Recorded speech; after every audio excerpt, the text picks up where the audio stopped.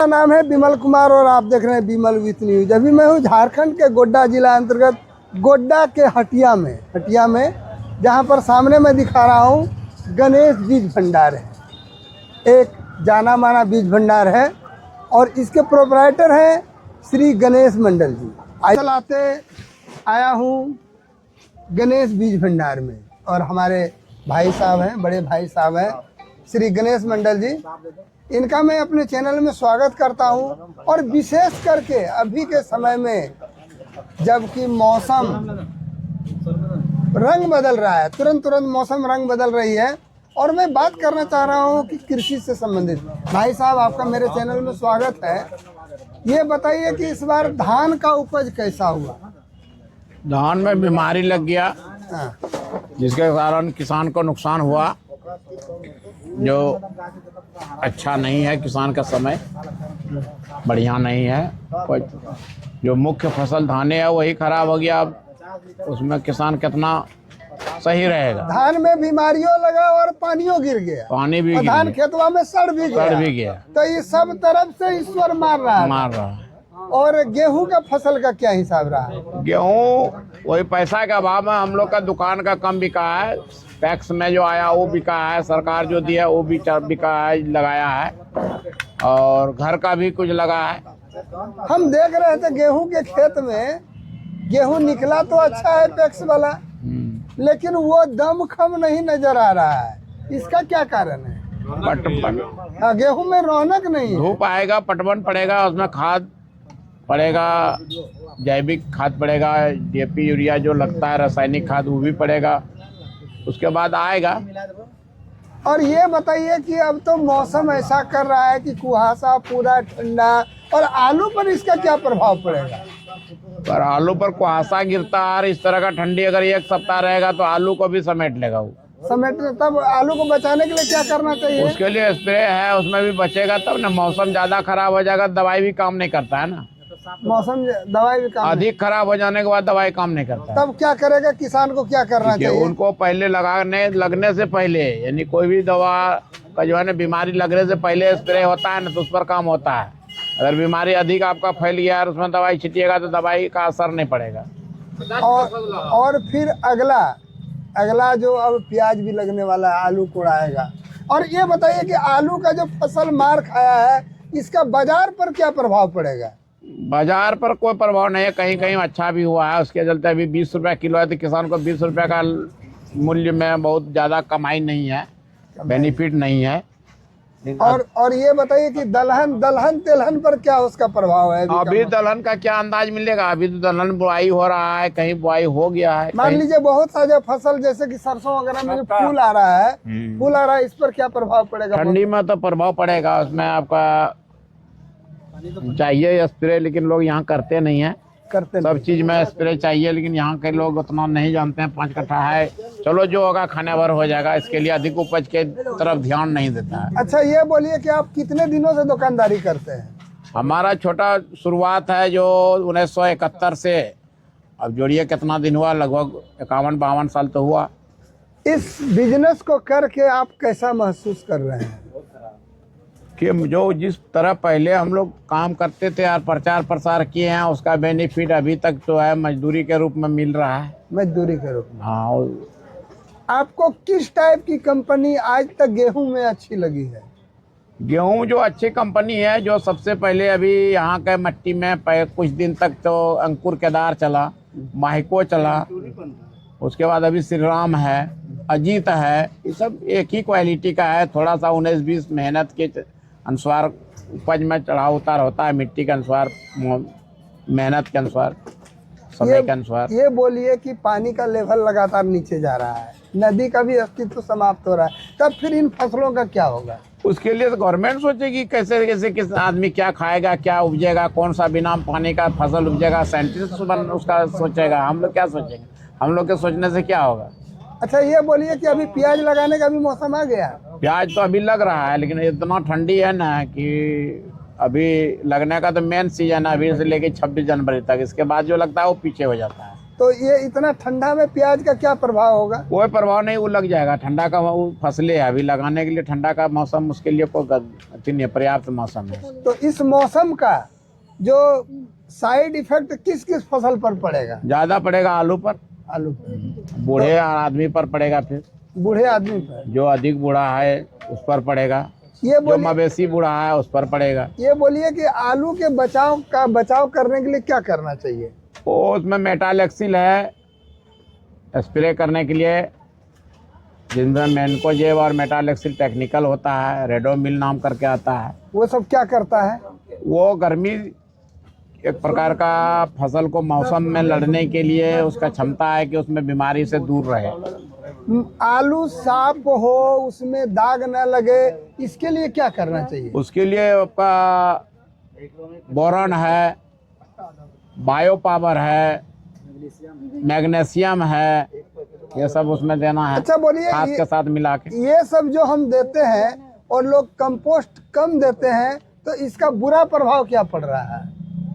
ये ऑर्गेनिक है और कंपोस्ट आपका जैविक हुआ, देसी खाद हुआ, तो देसी का स्वाद और इसमें तो अंतर पड़ेगा ही। उसका प्रभाव लास्ट में स्वास्थ्य पर प्रभाव पड़ता है। लास्ट में स्वास्थ्य। और आम में जो अब की कुछ दिनों के बाद मंजर आएगा, आम जो डेढ़िया हो जाता है, कुछ आम का मंजर अभी आया, कुछ 10 दिन बाद आया, तो किसान इसके लिए क्या करे जो मंजर एक ही समय में आए?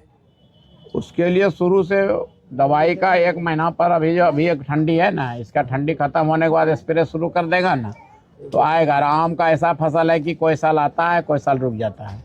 वो सरकार, वो प्रकृति का नेचुरल है। तो ये तो बहुत पहले नहीं होता था ऐसा। हाँ, कुछ साल पौधा बढ़ने के लिए समय मिलता है, कोई साल फल खाने के लिए समय अच्छा, मिलता है। ऐसा नहीं ना कि आम जो धुलाई करने लगा, इसका जो दुष्प्रभाव हुआ, जो 1 साल नहीं आता 1 साल आता है, नहीं, तो ये नहीं? पहले से भी है, पहले से भी है। और ऐसा 1 साल आता है, 1 साल कम आता है, ये शुरू से है। ऐसे मौसम में किसान को कैसे करके वो खेती करे, अच्छा करे, क्या सलाह दीजिएगा?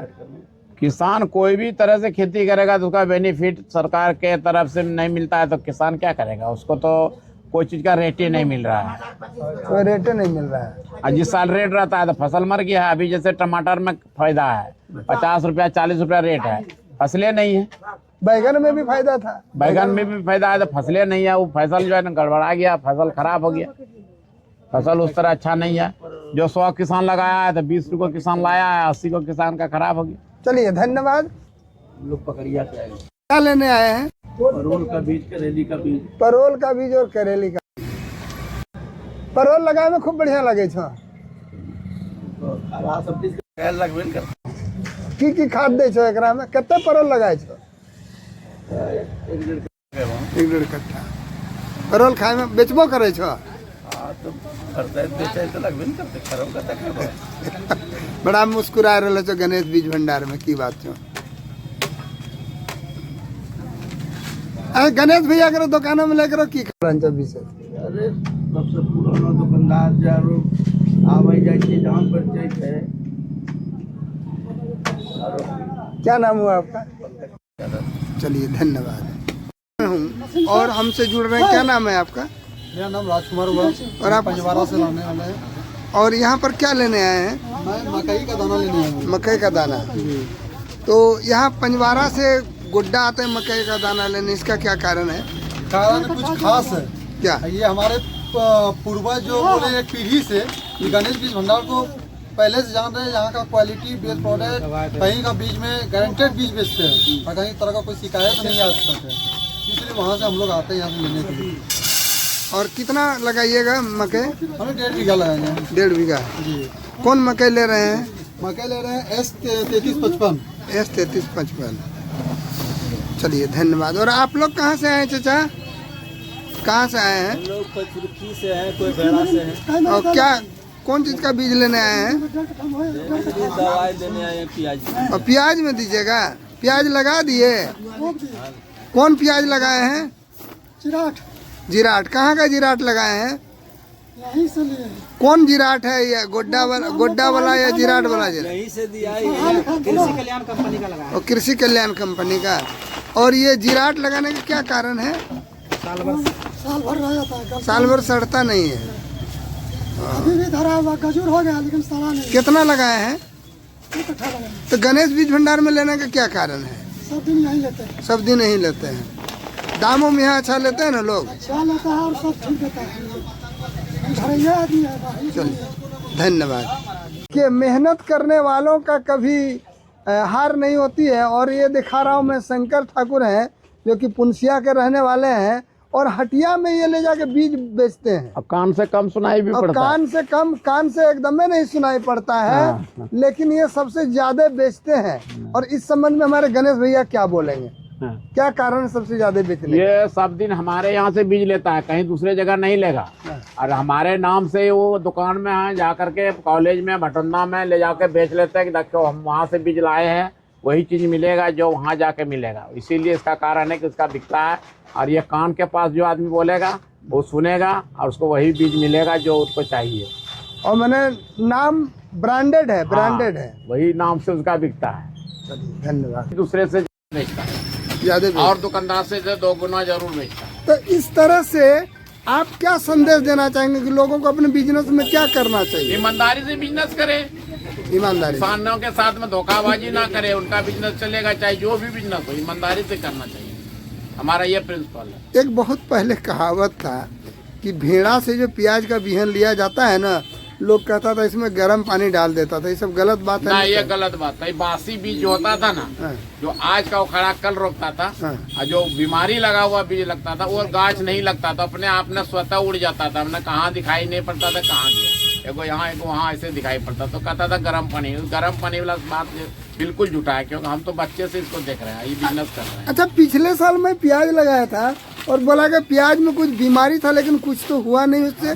काला काला उसके जड़ पर बीमारी लगा हुआ था, लेकिन उसका कोई दुष्प्रभाव तो नहीं हुआ? नहीं, उसका वैसा कुछ नहीं होता है। वो काला नहीं होता, ऊपर से जो पीला होता है, झुक जाता है, वो बीमारी है। चलिए धन्यवाद। अब मैं दिखा रहा हूँ ये अजीत 3434 के जो डीलर हैं, सप्लायर हैं, इस बीज के संबंध में क्या कहना है? मैं डीलर नहीं हूँ, मैं इस कंपनी में काम करता हूँ। 3434 कंपनी में मैं अजीत कंपनी में मैं काम करता हूँ। अजीत कंपनी का ये मक्का आता है 3400। और किसान भाइयों से अनुरोध है कि एक बार आप लोग 3434 मक्का लगाइए। इस मक्का का विशेषता ये है कि इसका जो दाना आता है, इसका मुँह तक दाना आता है और लाल हड्डी होता है। और इसमें जो है उत्पादन जो है इसका अच्छा है। और अजीत कंपनी का जो है, इसके अलावा मक्का के अलावा देखिए मक्का के अलावा देखिए अजीत कंपनी का जो गेहूँ भी आता है, गेहूँ भी आता है। अजीत 349 करके ये गेहूँ आता है। इसका भी उत्पादन क्षमता बहुत अच्छा है। बाकी किसान से मेरा अनुरोध है कि अजीत कंपनी का गेहूँ, सरसों, मक्का लगाइए और अधिक से अधिक उत्पादन पाएं। चलिए धन्यवाद। और मैं अब जुड़ रहा हूँ। क्या नाम है सर आपका? मेरा हेमलाल हेमरम। कहाँ घर है वो आपका? रामपुर। आप नौकरी करते थे? कौन चीज़ में? पंचायत सचिव। पंचायत सचिव में। तो अब खेती भी करते हैं? दोनों करते हैं। क्या खेती में क्या क्या खेती करते हैं? चना लगाते हैं। चना कितना लगाए इस बार? 50 किलो। और कौन चना लगाए हैं? वो देहाती चना लगाते। देहाती चना। तो देहाती चना में भी बीमारी लगती है? बीमारी लगता है, मरता है गाछ। मरता है गाछ। तो गाछ में क्या दवा देते हैं? पोटास देते हैं, बोते के समय पोटास देने से ठीक हो जाता है? ठीक नहीं होता है, लेकिन कम मरता है। तो गणेश बीज भंडार में बीज लेने का क्या कारण है यहाँ आने का? आने का कारण है यहाँ बीज अच्छा बीज मिलता है। क्या नाम हुआ आपका? हेमलाल हेमरम। चलिए धन्यवाद। और आपका क्या नाम है सर? और घर आपका सर? क्या लेने आए हैं यहाँ पर? धनिया का बीज। तो धनिया लगाने का समय अभी है क्या? चटनी खाने और चटनी खाने के लिए। और गणेश बीज भंडार में लेने का क्या कारण है? सब दिन लेते हैं यहाँ तो ले लेते हैं। वो सब दिन लेते हैं। कितना वो खाने के लायक लगाते हैं?